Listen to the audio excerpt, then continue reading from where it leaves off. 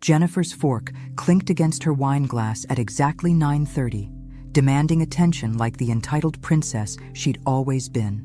"Everyone, I'd like to make a toast to my dear mother-in-law Dorothy, who just shared the wonderful news that she's unemployed again after leaving her job for health reasons." Her voice dripped with mock sweetness as she made air quotes, her perfectly manicured nails catching the candlelight. "How does it feel to be such a complete loser at your age?" The entire dinner table went silent. My son Michael's colleagues and their wives stared at their plates, pretending they hadn't heard what she'd just said to a 64-year-old woman who'd buried her husband 2 years ago. If you're watching this, subscribe and let me know where you're watching from. I set down my own wine glass with deliberate care, my hand steady as a surgeon's. "Well, Jennifer," I said, my voice calm as morning coffee, "I imagine it feels about the same as learning you'll be evicted from the house you've been living in rent-free for 3 years. I paused, letting that sink in before delivering the knockout punch. "Because as of tomorrow, you and Michael have 30 days to find your own place." Jennifer's face went from smug satisfaction to corpse white in under 2 seconds. "What are you talking about?" "I'm talking about the fact that this house, the one you've been redecorating with such enthusiasm, the one you've been calling ours in your little social media posts, belongs to me, not Michael, me." I smiled sweetly, the same expression she'd worn moments before. "Funny thing about property records, they're public information." Michael dropped his fork with a clatter. "Mom, what? Oh, sweetheart, didn't your wife tell you? When you couldn't qualify for the mortgage because of your student loans, I bought this house outright. Cash. Your names aren't on the deed. They never have been."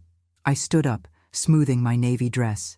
"Jennifer, you've been particularly nasty tonight, so let me be crystal clear. You have exactly 30 days to pack your things and find somewhere else to live. I suggest you start looking for places you can actually afford on your part-time yoga instructor salary."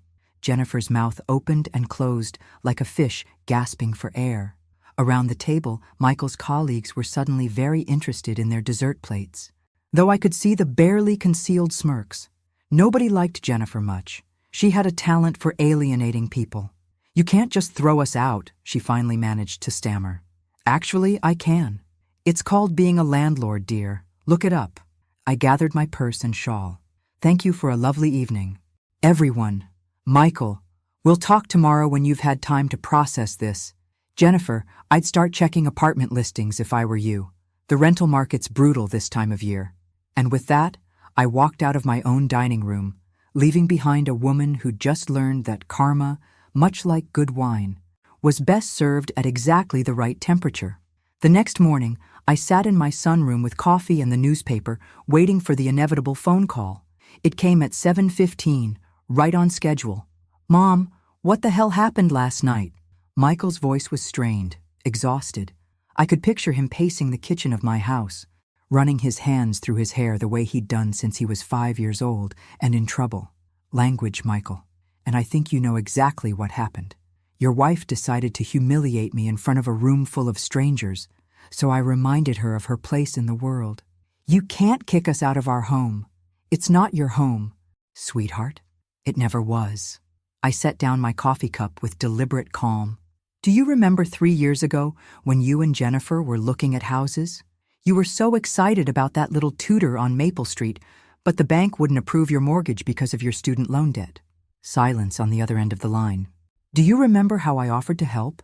How I said I'd figure something out?" I continued. "What you don't know is that I didn't co-sign a loan, Michael. I bought this house outright, for cash, $420,000 from your father's life insurance policy. But the mortgage payments are what you pay me in rent. Every month for 3 years, you've been paying me rent, not a bank. The house is mine, Michael. It's always been mine." I let that sink in for a moment. I put it in my name only because I wanted to protect my investment. Smart decision, as it turns out.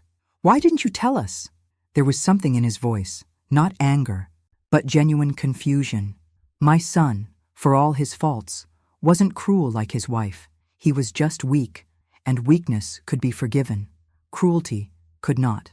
"Because I wanted you to feel like you were standing on your own 2 feet. I wanted you to have dignity, pride in your accomplishments. Your father and I always said we'd help you kids without making you feel helpless. I paused. But dignity and pride are earned, Michael. They can't be given, and they certainly can't be bought. Jennifer says you're being vindictive. Jennifer says a lot of things. Most of them are about as valuable as her yoga certifications. I let the sarcasm drip just a little.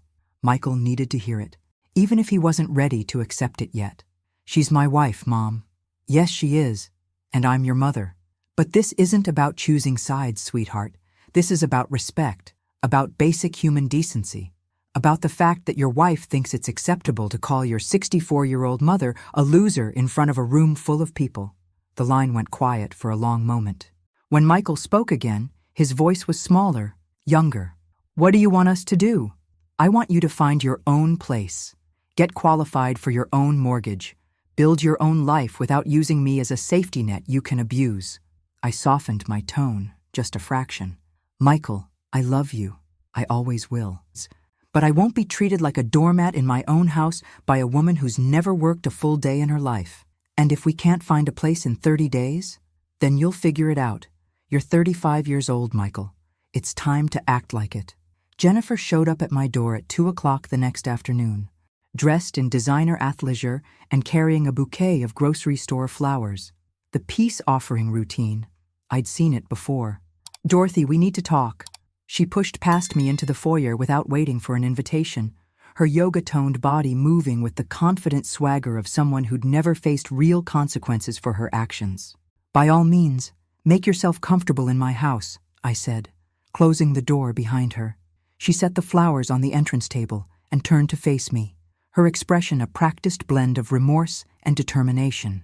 I want to apologize for last night. I was out of line. Yes, you were. I've been under a lot of stress lately. My studio's not doing well, and with the holidays and everything, she let the excuse hang in the air like a bad smell. Your yoga studio that's been launching for 2 years now? I raised an eyebrow. The one that's never actually had any paying clients? Jennifer's perfect composure cracked just a little. It takes time to build a client base. I'm sure it does.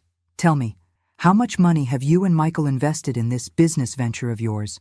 Ballpark figure. I don't see how that's relevant. Humor me. She shifted uncomfortably, her designer sneakers squeaking against the hardwood floor. Maybe 15,000. For equipment, marketing, insurance? I nodded thoughtfully. 15,000. On a business that generates no income, while living rent-free in a house worth $500,000. I walked past her toward the kitchen, forcing her to follow me like a supplicant. Jennifer, do you know what I did for a living before I retired? You were a bookkeeper or something. I was a certified financial investigator for the IRS for 32 years. I specialized in tracking fraudulent business expenses and unreported income. I filled the kettle with water, my movements deliberate and calm. So, when you tell me your yoga studio has no paying clients, I find that curious.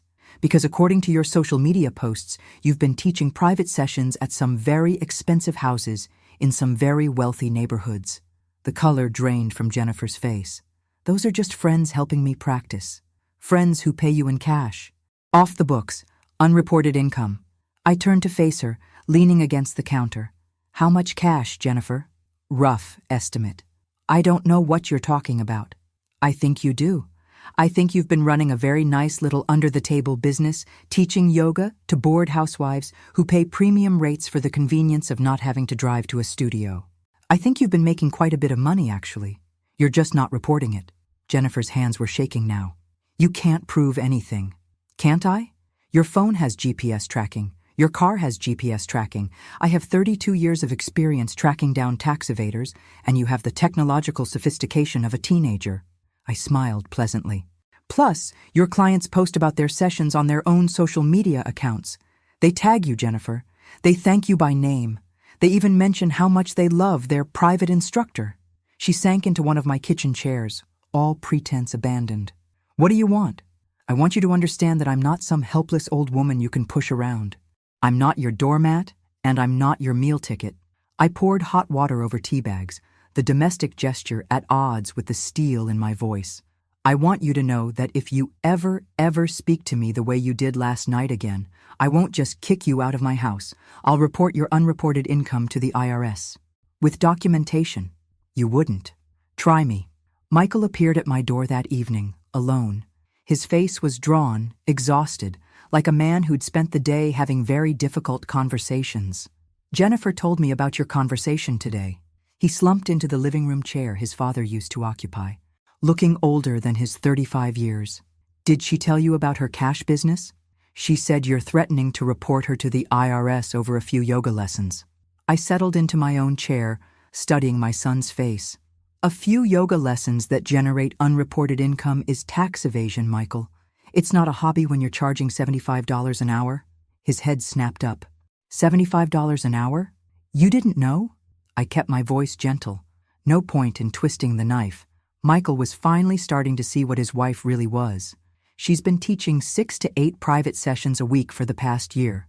That's close to $24,000 in unreported income.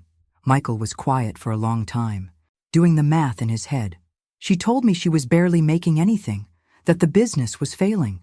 The business she declared on her taxes is failing. The business she's actually running is quite successful. I reached for my tea, giving him time to process. Michael, when was the last time you saw Jennifer's bank account? We have separate accounts. She said it was better for building her business credit. Separate accounts. Of course. I was starting to understand the whole picture now, and it was uglier than I'd thought. Sweetheart, sit down. We need to talk about a few things. For the next hour, I walked my son through the reality of his marriage, the hidden income, the tax evasion, the fact that he'd been living on his teacher's salary while his wife squirreled away cash in accounts he didn't know about. I feel like an idiot, he said finally. You're not an idiot. You're trusting. There's a difference. I paused, choosing my words carefully. But Michael, you need to understand that this isn't just about money. This is about fundamental dishonesty. Your wife has been lying to you about her income for over a year. What should I do? That's not for me to decide. You're a grown man. I stood up, signaling the end of our conversation. But whatever you decide, you have 26 days to find a new place to live. That deadline doesn't change. And if Jennifer and I work things out? I looked at my son, really looked at him. He was still hoping for a fairy tale ending, still believing that love could conquer all. Maybe it could, but not with Jennifer. Then you work them out in your own house, with your own mortgage, using your own money and hers, all of it, reported to the proper authorities. I kissed his forehead the way I had when he was small, and the world was simpler. 26 days, Michael, I mean it. 3 days later, Jennifer made her second mistake. She brought reinforcements. I was in my garden, deadheading the last of the winter roses, when a black BMW pulled into my driveway. Jennifer stepped out, followed by an older woman in an expensive suit who walked with the confident stride of someone accustomed to getting her way. Dorothy, this is my mother, Patricia Caldwell, Jennifer announced, as if she was introducing royalty. Patricia Caldwell was everything Jennifer aspired to be. Perfectly groomed, designer everything, and radiating the kind of entitlement that comes from never having been told no. She looked at my modest ranch house the way someone might look at a bug under a microscope. Mrs. Patterson, I think there's been a misunderstanding. Her voice had the crisp authority of someone used to managing lesser people. Jennifer has explained the situation, and frankly, I think you're being unreasonable. I set down my gardening shears and pulled off my gloves, taking my time. And what situation would that be, Mrs. Caldwell? This eviction nonsense. Jennifer and Michael have been living here for 3 years. They have rights. They have the rights of tenants whose lease I'm choosing not to renew. Patricia's smile was sharp as a blade. Actually, they have the rights of family members who've been contributing to this household for years. Jennifer has been maintaining this property, improving it, investing her time and energy into making it a home. Ah, so that was the angle they were trying. Sweat equity, property improvements. A claim that Jennifer had somehow earned partial ownership through her contributions. Interesting theory, I said. Tell me, Mrs. Caldwell, what exactly has Jennifer contributed to this household? She's been managing the household expenses, coordinating maintenance, overseeing renovations. With whose money? The question hung in the air like smoke from a fire. Patricia's confident smile faltered just a fraction. I'm not sure I understand. Every renovation, every improvement, every maintenance call has been paid for with my money, Mrs. Caldwell. Jennifer hasn't contributed a single dollar to this household in 3 years. She's been playing house with someone else's wallet. She's been providing services, the same services any renter might provide. Taking care of the property they live in, hardly grounds for ownership rights. Patricia's facade was starting to crack. She'd come here expecting to intimidate a lonely old widow. Instead, she was facing someone who'd spent 3 decades dealing with people far more sophisticated than her daughter. Furthermore, I continued, my voice pleasant as Sunday morning, I'm curious about Jennifer's business records. Has she been reporting all her income to you, Mrs. Caldwell? When you do her taxes, and I assume you do, given your concern for her financial affairs, do you include the cash payments from her private yoga sessions? Jennifer went white. Patricia looked confused. What cash payments? I smiled sweetly. Perhaps you should ask your daughter about her very successful under-the-table business. I'm sure the IRS would be fascinated to learn about it too. Patricia turned to Jennifer, who looked like she wanted to disappear into the ground. What is she talking about? It's nothing, Mom. Just a few private lessons. A few private lessons that generate about $2,000 a month in unreported income, I clarified helpfully. But I'm sure it was just an oversight. These things happen. The silence that followed was beautiful. Mother and daughter, caught in their own web of lies and tax evasion. Patricia Caldwell, who'd come here to intimidate me, was suddenly faced with the possibility that her daughter was a criminal. I think this conversation is over, Patricia said finally. I think you're right, I agreed. 23 days, Jennifer, don't forget. The revelation came on a Tuesday afternoon, wrapped in the mundane package of a misdirected text message. I was having coffee with my neighbor Helen when my phone buzzed with a notification. Jennifer's name appeared on the screen, but instead of calling, she'd sent a text meant for someone else entirely. Can't wait to see you tonight. Michael's working late again, and the old bat will be asleep by 9. We'll have the whole house to ourselves. Wear that cologne I like. J. Helen looked over my shoulder as I read it, her eyes widening behind her reading glasses. Well, she said dryly, that's interesting. Interesting was one word for it. I had others, but they weren't suitable for polite company. I screenshotted the message, then sent a reply. I think you meant to send this to someone else, Jennifer. Might want to be more careful with your phone. The response came within seconds. Oh God, Dorothy, I can explain. I'm sure you can. Come home, now. 20 minutes later, Jennifer burst through my front door, her face flushed with panic and exertion. She'd clearly run the entire way from wherever she'd been. Dorothy, please, you don't understand. I understand perfectly. You're having an affair. I set my phone on the coffee table, the screenshot still glowing on the screen. The question is, does Michael know? It's not what you think. It's exactly what I think. You're cheating on my son in my house while he's working double shifts to pay for your lifestyle. I stood up, every inch of my 5'4" frame radiating fury. How long? It doesn't matter. How long, Jennifer? 8 months, she whispered. 8 months. While Michael worked extra hours to pay for her fake yoga business, while he stressed about money and their future, while he defended her to me over and over again. Who is he? You don't know him. Try me. Jennifer's face crumpled. She knew she was caught, knew there was no way out of this one. His name is Marcus Davidson. He owns a construction company. The name meant nothing to me then, but I filed it away for future reference. In my experience, men who cheated with married women usually had their own complications. Does his wife know? Jennifer's silence was answer enough. I see. So you're not just destroying my son's marriage, you're destroying someone else's too. I picked up my phone, fingers hovering over the keyboard. What's his wife's name, Jennifer? Dorothy, please. What's her name? Sarah. Sarah Davidson. But you can't what? Can't tell her that her husband is sleeping with a married woman in someone else's house? Can't inform her that her marriage is a lie? I looked at Jennifer with all the disgust I felt. You have no right to ask me for anything, Jennifer. None at all. If you tell Sarah, it'll destroy 2 families. You already destroyed 2 families. I'm just evening the score. I paused, considering my options. But I'm going to give you a choice. You can tell Michael about the affair yourself, tonight, and end this charade of a marriage with some dignity. Or I can tell him, along with his father-in-law, your mother, and Mrs. Davidson. You're blackmailing me. I'm giving you an opportunity to do the right thing for once in your miserable life. I walked to the front door and opened it. You have until tomorrow morning to decide. Either way, Michael finds out the truth. The only question is whether it comes from you or from me. Jennifer stood frozen in my living room, clutching her phone like a lifeline. Oh, and Jennifer? Pack your bags tonight. Affair or no affair, you're still out in 20 days. This just makes it easier for everyone involved. After she left, I sat in my father's old chair and finally allowed myself to feel the full weight of what I'd discovered. My son, my gentle, trusting son, was married to a woman who was stealing from the government, lying about her income, and cheating on him in the house I'd bought to give them a fresh start. Some people, I realized, didn't deserve fresh starts. Some people deserved exactly what they got.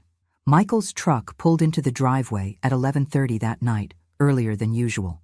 Through my bedroom window, I watched him sit in the cab for several minutes, before finally climbing out and walking to the front door with the heavy steps of a man carrying an enormous burden.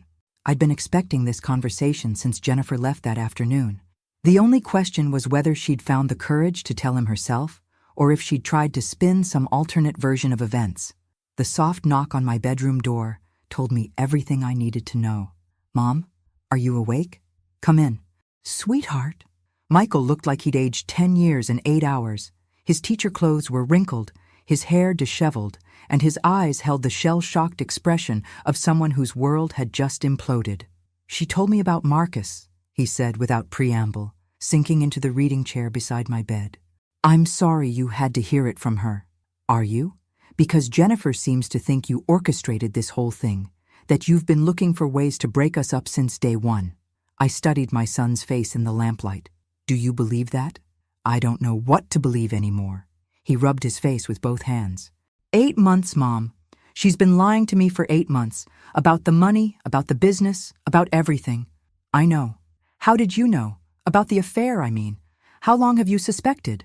I showed him the screenshot of Jennifer's misdirected text. He read it twice, his jaw tightening with each word. She was bringing him here, to our house, to your house. His voice was flat, emotionless. While I was working double shifts to try to save money for our future, she was bringing her boyfriend to the house you bought for us. Yes. Michael was quiet for a long time, staring at the phone screen. When he finally spoke, his voice was barely a whisper. What kind of person does that make me? That I never suspected, never noticed. It makes you trusting. It makes you a good man who expected his wife to be a good woman. I reached over and squeezed his hand. Michael, this isn't your fault. None of it. She says she wants to work it out, go to counseling, start fresh somewhere new. And what do you want? I want the last 3 years of my life back. I want to not feel like the biggest fool who ever lived. He looked up at me with eyes that reminded me of the little boy who used to crawl into my bed during thunderstorms. I want to understand how I married someone I don't even know. People show us who they want us to see, Michael. Jennifer showed you someone she thought you'd love. The question now is whether you can love who she really is. Could you, if it were Dad? The question hit harder than I'd expected. No, I said honestly. I couldn't, but that's me, and this is your life. You have to make your own choice. Michael nodded slowly. 18 days left? 18 days. Good, because I don't think I can look at this house the same way anymore. Jennifer's mother returned 3 days later, this time with reinforcements of her own. I watched from my kitchen window as Patricia Caldwell climbed out of her BMW, followed by a man in an expensive suit carrying a leather briefcase. Lawyer? I murmured to myself, not particularly surprised. I'd been expecting this escalation. The doorbell rang at exactly 10 o'clock. Patricia stood on my porch with her companion, both wearing the grim expressions of people preparing for battle. Mrs. Patterson, this is Robert Caldwell, my ex-husband and Jennifer's father. He's also an attorney. Robert Caldwell was everything Patricia was. Polished, expensive, and radiating the kind of confidence that comes from winning most fights before they start. He looked at my house the way a general might survey a battlefield. Mrs. Patterson, I think we need to discuss this situation like reasonable adults. I'm perfectly reasonable, Mr. Caldwell. Your daughter, however, has been committing tax fraud and adultery in my house. I'm not sure how much more reasonable I can be than simply asking her to leave. His smile was sharp as broken glass. Adultery isn't grounds for eviction in this state. And as for the tax issues, those are between Jennifer and the IRS. You're absolutely right. But being my tenant is grounds for eviction, and I'm choosing not to renew her lease. There is no lease, Mrs. Patterson. Your son and daughter-in-law have been living here as family members, not tenants. They have legal rights that extend beyond simple landlord-tenant relationships. I poured myself coffee, taking my time. 20 years of dealing with attorneys in IRS investigations had taught me not to be intimidated by expensive suits and legal jargon. Rights such as adverse possession, sweat equity, implied partnership in property ownership based on contributions and improvements. He pulled documents from his briefcase. Jennifer has invested significant time and money into maintaining and improving this property. She has legal standing to claim partial ownership. The bluff was sophisticated. I'd give him that. The kind of legal intimidation that worked on people who didn't understand property law. Unfortunately for Robert Caldwell, I'd spent 32 years working with lawyers who were far more clever than he was. Interesting theory, I said pleasantly. Tell me, Mr. Caldwell, how much money has Jennifer invested in property improvements? Thousands of dollars over 3 years? From what source? Her yoga business? The one that exists only on paper? Or perhaps from her unreported cash income that she's been hiding from the IRS? Patricia and Robert exchanged glances. I could see them realizing that their daughter had given them incomplete information about her financial situation. Furthermore, I continued, adverse possession requires open, notorious, and hostile occupation of property.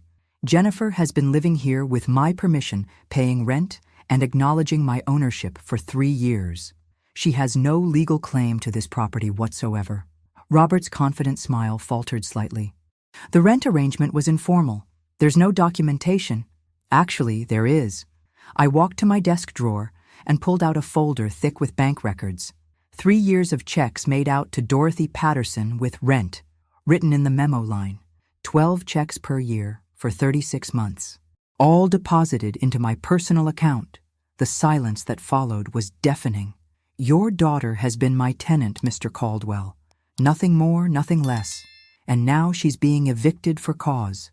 I handed him a formal eviction notice I'd prepared that morning. 15 days remaining. Helen Martinez knocked on my door the next morning with information that changed everything. Dorothy, I need to tell you something about your daughter-in-law. Helen's face was serious, troubled in a way I'd rarely seen. Yesterday, after those lawyers left, I made some phone calls. I invited her in for coffee, sensing that whatever she'd discovered was significant. My cousin Rosa works at the county clerk's office. I asked her to look up some records. Helen sat across from my kitchen table, her hands wrapped around her coffee mug. Dorothy, Jennifer isn't just cheating on Michael. She's married to someone else. The words hit me like a physical blow. What? She married Marcus Davidson 6 months ago, in Vegas. There's a marriage certificate. My mind raced through the implications. But she's already married to Michael. That's the point. She committed bigamy. Jennifer is legally married to 2 men at the same time. Bigamy. A federal crime. Jennifer hadn't just been having an affair. She'd been committing a felony in my house for 6 months. Does Michael know? I thought you should tell him. But Dorothy, there's more. Helen's voice dropped to a whisper. Rosa also checked property records for Marcus Davidson. He's been transferring assets to Jennifer's name. Money, investments, even part ownership in his construction company. The picture was becoming clear, and it was uglier than I'd imagined. Jennifer hadn't just fallen into an affair. She'd orchestrated an elaborate scheme to drain money from 2 men simultaneously. My son, who was supporting her with his teacher's salary and my house, and Marcus Davidson, who was apparently transferring significant assets to her.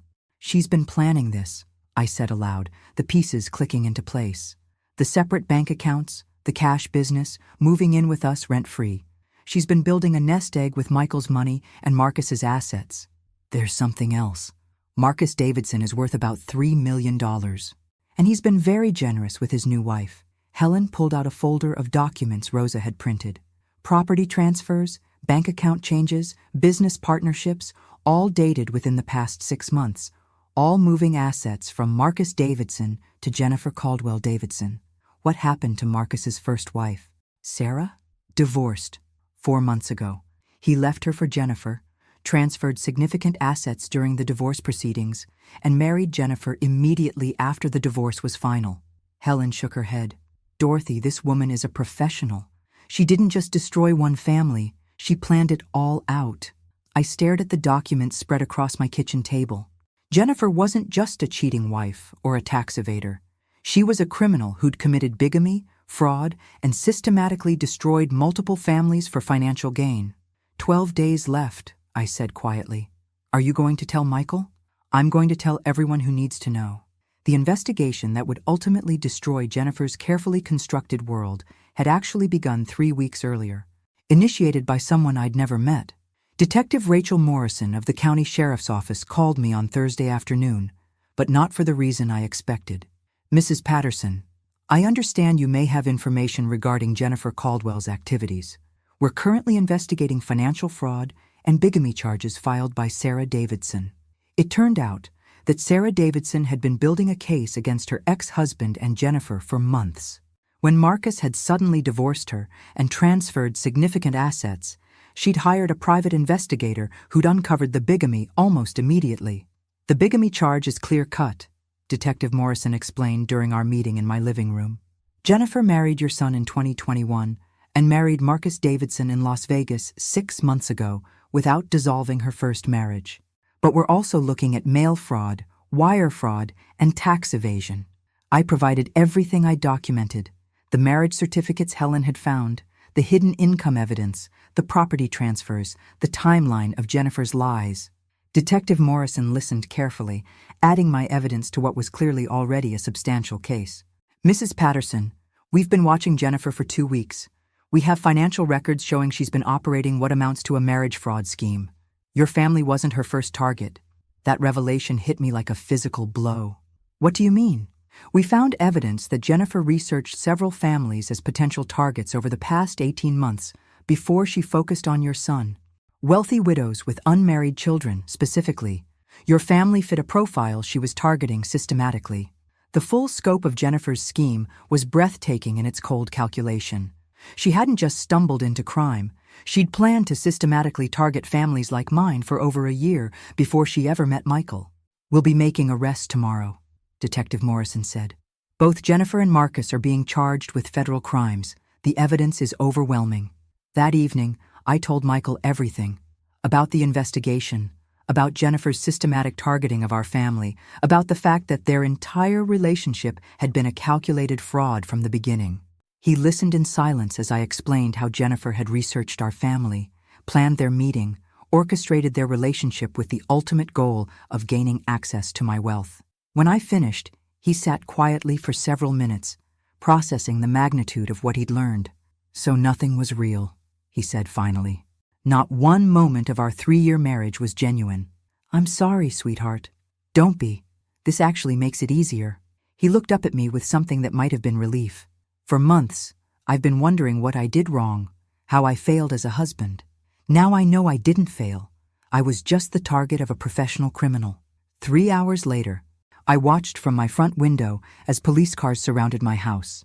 Jennifer's face was priceless when they put her in handcuffs, shock, disbelief, and finally the cold rage of someone whose carefully planned scheme had crumbled into dust. Michael arrived home as they were loading her into the patrol car. He stood in our driveway, watching his wife disappear into a police cruiser, his face a mask of emotions I couldn't begin to interpret. 9 days left, he said when he came inside. Take all the time you need. The house will be here when you're ready to figure out what comes next. The final truth came during Jennifer's sentencing hearing, delivered by federal prosecutor Amanda Chen in a courtroom packed with Jennifer's victims.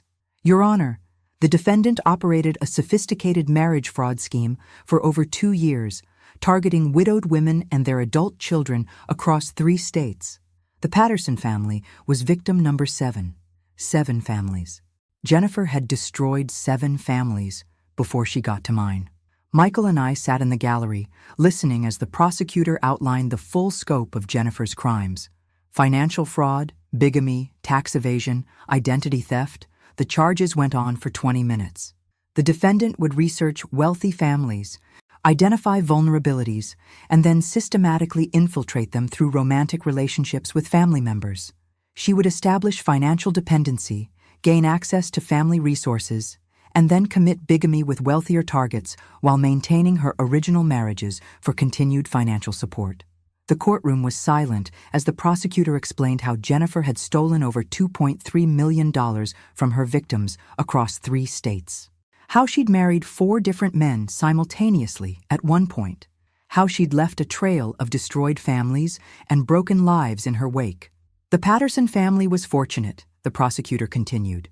Mrs. Dorothy Patterson's background in financial investigation allowed her to recognize the fraud before the defendant could complete her scheme. Other families weren't so lucky. Jennifer sat at the defendant's table, her designer clothes replaced by an orange jumpsuit, looking nothing like the confident woman who'd once called me a loser in my own dining room. When the judge sentenced her to 8 years in federal prison, she didn't even flinch. Marcus Davidson received 4 years for his role in the asset transfer fraud. Sarah Davidson was in the courtroom too, having recovered most of her stolen property through the federal investigation. After the sentencing, Sarah approached Michael and me in the hallway. "I wanted to thank you both," she said. "Your evidence helped convict them, but more than that, it helped me understand that what happened to my family wasn't personal. It was just business to Jennifer." "How are you doing?" I asked. "Better. I'm rebuilding, just like your son is." Sometimes, when someone shows you who they really are, the best thing you can do is believe them the first time. 3 months later, Michael moved into his own apartment across town. The house felt quiet without him, but it was a peaceful quiet. The silence of a storm finally passed. If you're watching this, I hope you remember that sometimes the people who hurt us the most are the ones who teach us the most important lessons. Jennifer taught me that kindness without boundaries is just weakness, and that protecting the people you love sometimes means being ruthless with the people who would harm them. As for me, I'm exactly where I belong, in my own house, living my own life, answering to no one but myself. And that, it turns out, is worth more than all the money in the world. Thanks for listening. Don't forget to subscribe and feel free to share your story in the comments. Your voice matters.